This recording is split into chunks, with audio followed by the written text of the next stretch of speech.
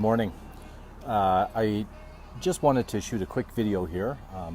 Hopefully you can hear me okay. I'm just outside Starbucks and there's loudspeakers right above me, so hopefully that's not too distracting. But I got a question, an email actually sent to me from a gentleman asking me about a joint venture. And I'm always reluctant to give kind of specific advice because I never know the situation in detail. I don't know who he's joint venturing with. I don't know his kind of capabilities.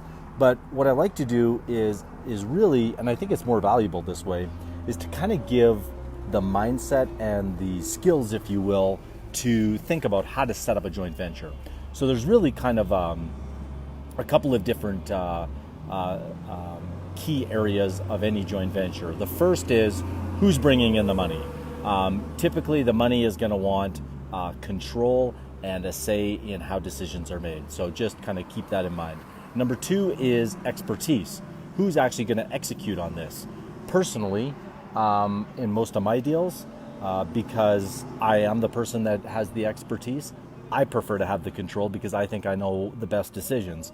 However, in my agreements with my partners, the decisions I can make are kind of clearly spelled out. And it would be way too in depth and probably not that beneficial to go through like a complete limited partnership agreement because they're 40 pages long that spells out what I'm allowed to do, what I'm not allowed to do, when I need to go to my limited partners. But suffice to say, decision making generally in my deals falls with me because that's how I like to structure them. Just understand that the money is also going to want to have a big say. So you've got the money, you've got expertise, and then last is I kind of think of it like risk.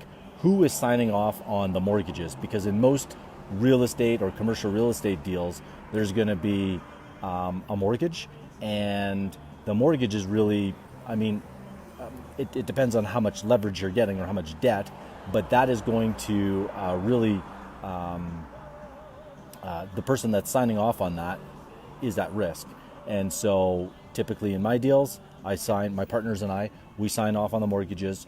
We have the expertise. We put in some of the money, so we have skin in the game. I think that that's critical in any joint venture, that both parties have some skin in the game. I actually wasn't even going to talk about that, but now that I recall the email that was sent to me, I'm just trying to go back and remember whether or not this individual actually had any skin in the game or if he was just, it could have been the other gentleman that was coming into the deal. I don't remember the details. It's not important. But I can tell you that in my experience, when someone has no skin in the game, like zero, but they say, well, I've got my sweat equity and I found the deal and I'm putting all this energy into it. The challenge, in my experience, is once or if something comes up and derails, and maybe like the unfortunate challenge in commercial real estate or any real estate deal is that sometimes things take longer and they cost more. And so when a person has no money on the table at risk, it's almost like all that sweat equity that they put in for a year or 2 years, like that's in the past. They have nothing pulling them forward anymore. But if they've got $100,000 or $50,000 or $500,000 into a deal, you know that they're going to be committed to getting that money back out. So anyways, I think that those are kind of just some considerations on any joint venture. Who's got the money? Who's making decisions? Who has the expertise? Who's at risk? Those are really important to discuss and understand because on the front end, everything looks wonderful in a real estate deal, and everybody is buddies. And but the challenge is when things start to come off. If things don't go as planned, then you really want to understand how decisions get made, who makes them, and what happens if the partnership doesn't work out. Because let's face it, not all partnerships work out. So I hope that helps. Like I said, if you have any questions, by all means, put them underneath or send me a private message. Happy to kind of continue doing these Facebook Lives. And secondly, I think in my book, I actually have kind of a full chapter on how I structure my what I call LP, limited partnership, and general partner. They're a little bit different than a typical joint venture, where a joint venture is like two people coming together and they agree to work on it. Mine are a little more complex because I might have 25 partners in there.